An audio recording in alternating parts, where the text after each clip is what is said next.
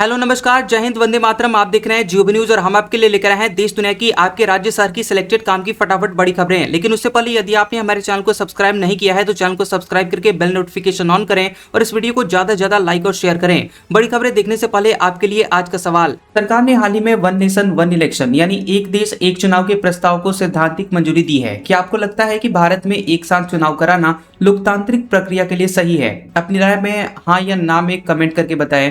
चलिए इस बारे में थोड़ा संदर्भ भी जान लेते हैं। सरकार का ऐसा मानना है कि एक देश एक चुनाव से सरकारी खजाने को भारी बचत होगी और बार बार चुनाव आचार संहिता लगने से होने वाली प्रशासनिक रुकावटें खत्म हो जाएंगी। इसके विपरीत आलोचकों का तर्क है कि इससे क्षेत्रीय मुद्दों को दबाया जा सकता है और ये संघीय ढांचे यानी फेडरल स्ट्रक्चर के लिए चुनौती पेश कर सकता है। इस सवाल का जवाब हमें कमेंट करें और आप किस राज्य और शहर की ज्यादा खबरें देखना चाहते हैं हमें कमेंट करके बताएं ताकि हम आपके राज्य शहर की ज्यादा खबरें दिखा सकें। चलिए अब देखते हैं आज की फटाफट बड़ी खबरें। 2029 से लागू हो सकता है वन नेशन वन इलेक्शन। संसदीय समिति के अध्यक्ष बोले 99% लोग इसके पक्ष में हैं। राज्यों के विशेषज्ञों से सलाह ले रहे हैं। संसद की संयुक्त समिति यानी जेपीसी कोशिश कर रही है कि 2029 के लोकसभा चुनाव तक वन नेशन वन इलेक्शन लागू हो सके। समिति के अध्यक्ष पीपी चौधरी के मुताबिक अब तक चर्चा में शामिल लगभग 99% नागरिक और संगठनों ने इसका समर्थन किया है। समिति ने गोवा के मुख्यमंत्री और कैबिनेट मंत्रियों समेत कई राज्यों के विशेषज्ञों से इस पर सलाह ली है। गोवा दौरे पर गए समिति के सदस्य और भाजपा के सांसद अनुराग ठाकुर ने कहा कि बार बार चुनाव से छोटे राज्य गोवा पर इतना प्रभाव पड़ता है तो बड़े राज्यों और पूरे देश पर इसका असर और भी ज्यादा होता होगा। बिना डेटा वाले मोबाइल रिचार्ज प्लान अब सस्ते हो सकते हैं। ट्राई ने ड्राफ्ट पेश किया, सुझाव मांगे। 70% तक घट सकती है कीमतें। बिना डेटा वाले मोबाइल रिचार्ज प्लान सस्ते हो सकते हैं। दूरसंचार नियामक प्राधिकरण यानी ट्राई इस पर काम कर रहा है। ट्राई ने दूरसंचार उपभोक्ता संरक्षण विनियम यानी 2026 का नया मसौदा जारी किया है। इसका मुख्य उद्देश्य डेटा नहीं चाहिए तो उसका पैसा क्यों दें।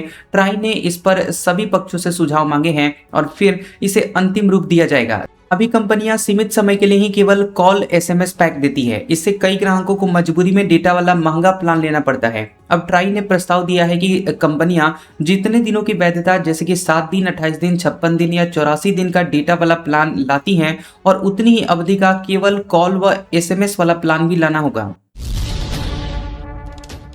खड़गे बोले एमपी में 1200 करोड़ का चावल घोटाला, बच्चों के पोषण का चावल एथेनॉल के खेल में घुमाया, सरकार जिम्मेदार है। कांग्रेस के राष्ट्रीय अध्यक्ष मल्लिकार्जुन खड़गे ने मध्य प्रदेश में एथेनॉल उत्पादन के नाम पर सरकारी चावल के कथित घोटाले को लेकर भाजपा सरकार पर हमला बोला है। खड़गे ने कहा कि मध्य प्रदेश आज भाजपा सरकार के भ्रष्टाचार और लूट का केंद्र और भ्रष्टाचार का पर्याय बन गया है। उन्होंने करीब 1200 करोड़ रुपए के चावल घोटाले का जिक्र करते हुए आरोप लगाया कि कुपोषित बच्चों, गर्भवती महिलाओं और किशोरियों के पोषण के लिए इस्तेमाल होने वाले चावल को मुनाफे के खेल में घुमाया गया। आईआरसीटीसी का नया पोर्टल 15 जुलाई को आएगा। टिकट बुकिंग में कैप्चा और पॉपअप की झंझट खत्म होगी।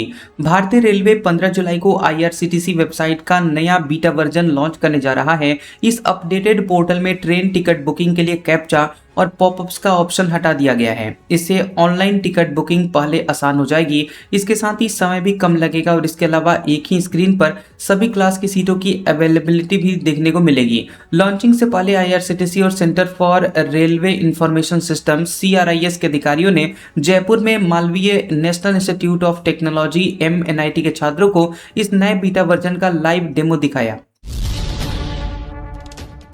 हाजीपुर में 7 मिनट तक हवा में लड़खड़ाया सीएम का हेलीकॉप्टर, 20 फीट तक नीचे आया। खराब मौसम से विजिबिलिटी कम, पायलट को नहीं दिखा आगे का रूट। हाजीपुर से पटना लौटते समय मुख्यमंत्री सम्राट चौधरी का हेलीकॉप्टर करीब 7 मिनट तक हवा में लड़खड़ाता रहा। उड़ान भरने के बाद खराब विजिबिलिटी की वजह से हेलीकॉप्टर आगे नहीं बढ़ पा रहा था। कुछ देर तक हेलीपैड के ऊपर ही मंडराने लगा और इस दौरान हेलीकॉप्टर एक बार करीब 20 फीट नीचे आया, जिसके बाद मुख्यमंत्री की सुरक्षा में तैनात अधिकारी और सुरक्षा कर्मी अलर्ट हो गए।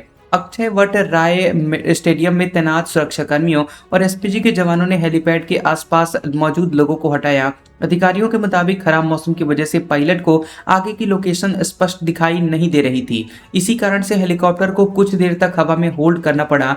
जैसे ही विजिबिलिटी बेहतर हुई और आगे का रास्ता स्पष्ट हुआ, हेलीकॉप्टर पटना के लिए रवाना हो गया। भरत एनकाउंटर मामले में न्यायिक आयोग के सामने माता पिता का बयान दर्ज। पिता बोले, घटना के बाद थाने में कैद किया, आज नहीं हुई दोनों भाई और भाभी की गवाही।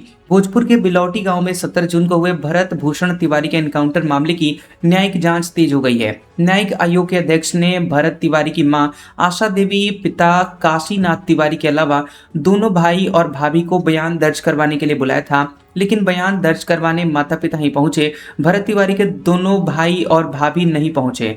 भरत तिवारी के वकील विष्णुधर पांडे ने बताया कि आयोग के समक्ष माता पिता का बयान दर्ज हो गया है। आयोग के सामने भरत तिवारी की मां ने एनकाउंटर की आंखों देखी बात बताई। वकील के मुताबिक भरत तिवारी के पिता ने आयोग के सामने कहा कि घटना वाले दिन पुलिस मुझे थाना लेकर गई और पूरी रात वहीं रखा गया। राम मंदिर मामले में रिटायर्ड आईएएस बनेगा सीईओ, 3 साल के लिए नियुक्ति। नृपेंद्र मिश्रा बोले, चढ़ावा चोरी कलंक, छोटापन महसूस कर रहा हूं। अयोध्या राम मंदिर चढ़ावा चोरी मामले में निर्माण समिति के अध्यक्ष नृपेंद्र मिश्रा ने कहा कि एक तरफ यह एक तरह का कलंक है, इसका हम सभी को सिर्फ खेद ही नहीं है बल्कि हम खुद को छोटा महसूस कर रहे हैं। मुझे पूरा विश्वास है कि व्यवस्था में सुधार होगा और इस तरह की घटनाएं दोबारा नहीं होंगी। उन्होंने कहा कि हाई लेवल समिति एक बनाई गई है, संभवतः जज उसके अध्यक्ष हैं और वे अपना निर्णय और संस्तुति ट्रस्ट को देंगे, ट्रस्ट उस पर विचार करेगा। नृपेंद्र मिश्रा राम मंदिर निर्माण समिति की दूसरे दिन की बैठक में हिस्सा लेने के लिए रामकथा संग्रहालय पहुंचे थे। इससे पहले शुक्रवार को राम मंदिर परिसर में हुई बैठक में ट्रस्ट का कोई सदस्य नहीं पहुंचा था। स्विगी इंस्टामार्ट से सड़े अंडे, खराब दूध मिलने का आरोप, शिकायत करने वाले को रिफंड करके मामला दबाया। एफएसएसएआई ने 9 नोटिस जारी किए। फूड रेगुलेटर एफएसएसएआई ने quick commerce platform Swiggy Instamart को 9 नोटिस जारी किए गए हैं और एफएसएसएआई को शिकायत मिली थी कि प्लेटफॉर्म ने उन्हें सड़े अंडे, खराब दूध और एक्सपायरी डेट वाले पैक्ड फूड डिलीवर किए। एफएसएसएआई ने स्विगी इंस्टामार्ट से इस पूरे मामले पर स्पष्टीकरण और कंप्लायंस रिपोर्ट मांगी है। यदि कंपनी तय समय में सही जवाब नहीं देती है तो उसके खिलाफ एक्शन लिया जाएगा। ईरानी सुप्रीम लीडर बोले, पिता खामनेई की मौत का बदला लेंगे। ट्रंप बोले, ईरान पर 1000 मिसाइलें तानी, मुझे मारने की कोशिश की तो तबाह कर देंगे।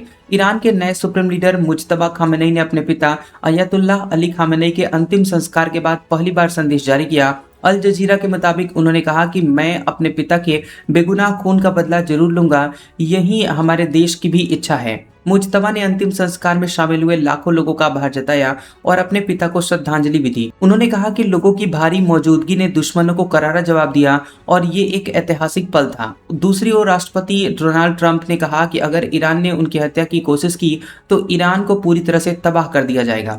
ट्रूथ सोशल पर ट्रंप ने लिखा कि ईरान की ओर 1000 मिसाइलें तैनात हैं और अगर जरूरत पड़ने पर हजारों और मिसाइलें दागी जाएंगी।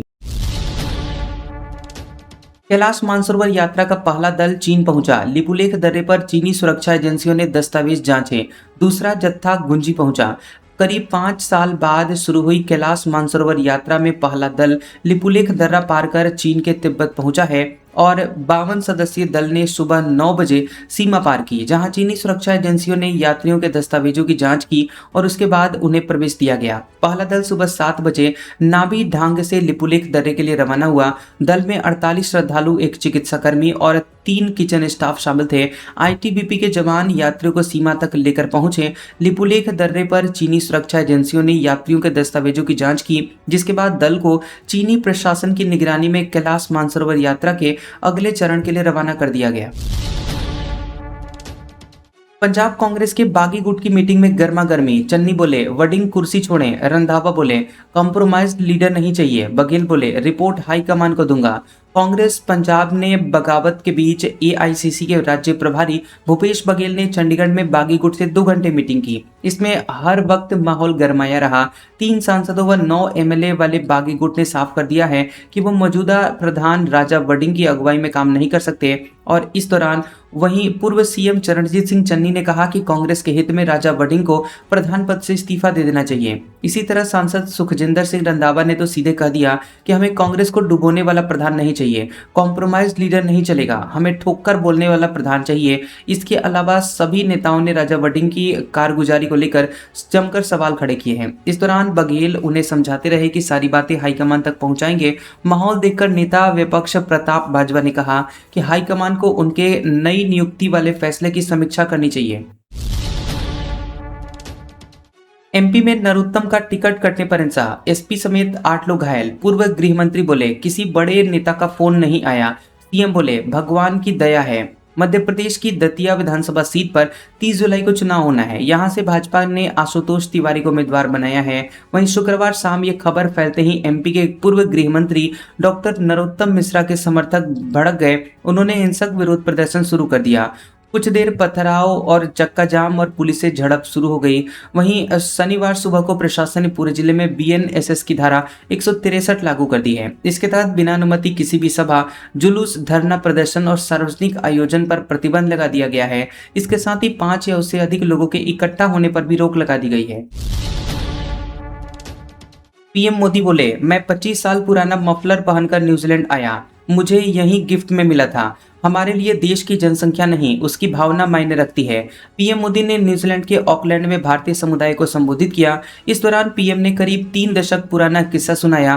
पीएम ने कहा कि 25-30 साल पहले जब मैं किसी सरकार का हिस्सा नहीं था, तब मुझे यहां आने का मौका मिला था। उस समय मुझे किसी ने गिफ्ट में 3 चीजें दी जो मैं भारत लेकर गया, एक मफलर, दूसरी कैप और तीसरा एक सेट दस्ताना। उसमें भी एक चीज मैं अभी यहाँ इस कार्यक्रम में लेकर आया हूँ। इस मफलर को मैंने कई बार इस्तेमाल किया और आज भी संभाल कर रखा है। पीएम ने आगे कहा कि हमारे लिए सामने वाले देश की जनसंख्या नहीं, जन कल्याण की भावना मायने रखती है और इसलिए हमने न्यूजीलैंड से भी बहुत कुछ सीखा है और अभी सीख रहे हैं। इस कार्यक्रम के बाद मोदी भारत के लिए रवाना हो गए।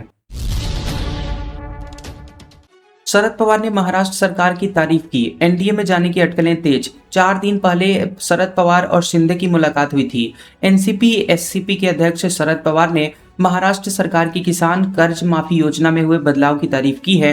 उन्होंने कहा कि सरकार के इस फैसले से लाखों किसानों को फायदा मिलेगा और पवार ने मुख्यमंत्री देवेंद्र फडणवीस का धन्यवाद भी किया है। शरद पवार की पार्टी एनसीपी के एनडीए में शामिल होने या कांग्रेस में विलय की अटकलें भी हैं। हालांकि पार्टी के प्रदेश अध्यक्ष शशिकांत शिंदे ने इन सभी चर्चाओं को अफवाह बताया।